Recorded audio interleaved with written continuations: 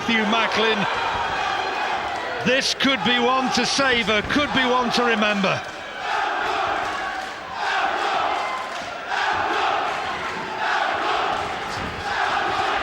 Physically, not too much to split them.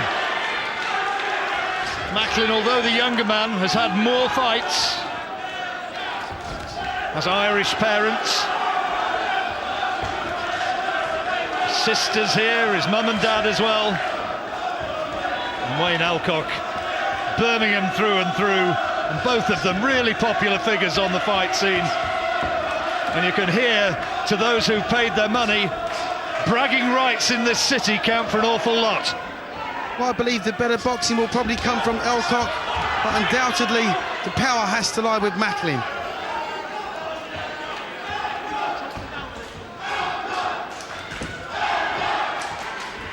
Matt Macklin, who's had trouble making the weight in the past, notably in that British title fight against Jamie Moore. He was winning that fight against Jamie, ran out of gas, and as we know, he suffered in the end a pretty bad defeat. What a fight that was.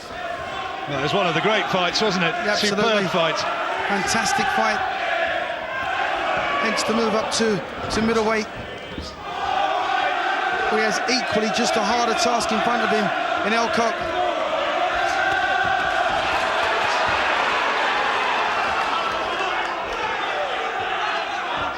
Elcock already boxed for the World Championship against Arthur Abrahams.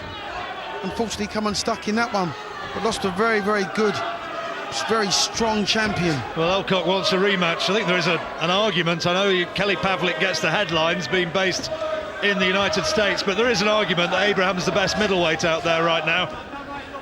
So losing to him, and Elcock was doing pretty well until he lost that fight in the 5th round and took it at fairly short notice after his victory over Howard Eastman.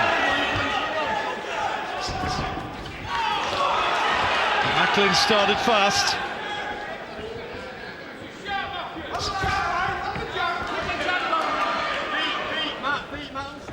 Macklin, who's been with Paddy Lynch, the trainer of Wayne Elcock, was with Ricky Hatton with Billy Graham for a while, split with him, followed spells with Buddy McGirt, with Richie Woodall. Oh, that's good from Elcock.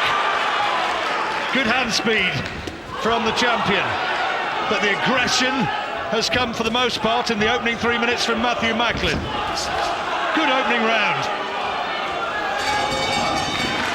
Champion, and you will knock him out. Big call, we'll see. When Elcock in his last fight came through against Darren McDermott.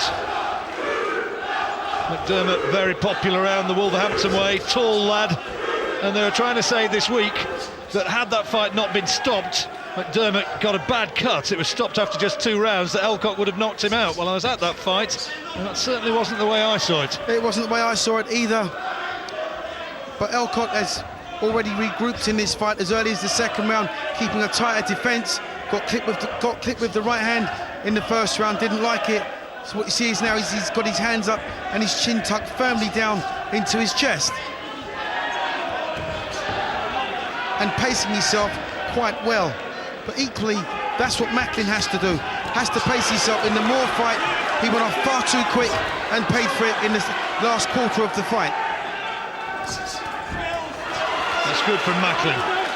Good countering left hand as Elcock came in. When Elcock with 3 defeats on his record. Surprisingly lost to Lawrence Murphy, a fight which was a loss which was reversed, and then lost a British title challenge to Scott Dan. Scott Dan from the southwest, real underrated fighter in my book. Career cut short by a back injury. So no disgrace in losing that particular contest. And arguably he'd say that he's been a better fighter since then, learned from it. Elcock just seems to be working within himself. It's good from Macklin, letting those punches go, accuracy and the combination to the head. Elcock just waiting a little bit too long, working within himself, just allowing Macklin to get through with the right hands. Really nice sharp start from Macklin. Good again.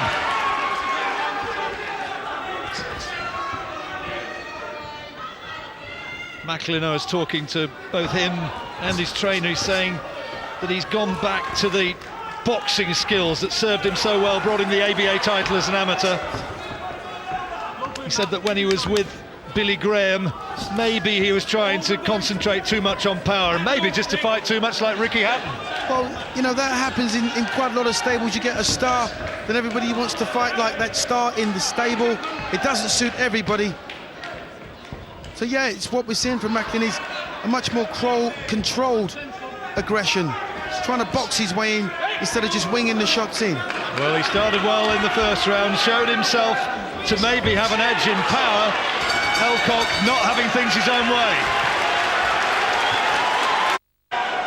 Matt Macklin, for me, there's an argument that he's taken those opening 2 rounds. You've got it differently, Duke. I've got first round Elcock, second round Macklin. Already shaping up to be the fight that we hoped it would be. Elcock's much more successful when he pops his jab. Follows that through with the right hand. Beautiful right hand, that's hurting. And here comes Macklin, he could end it right here. He's trying to take him out here in the 3rd round. He senses this is his big opportunity. The referee, Victor Lachlan, looking very closely, and he falls.